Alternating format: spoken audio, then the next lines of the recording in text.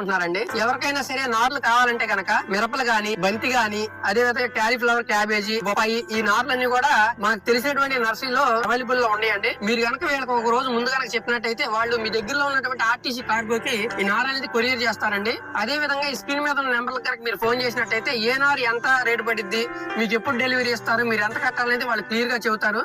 నార్ అనేది మాత్రం క్వాలిటీగా మీరు ఏదైతే ఆర్డర్ పెట్టుకున్నారో అదే వెరైటీ అనేది మీకు రావడం జరిగిద్దండి.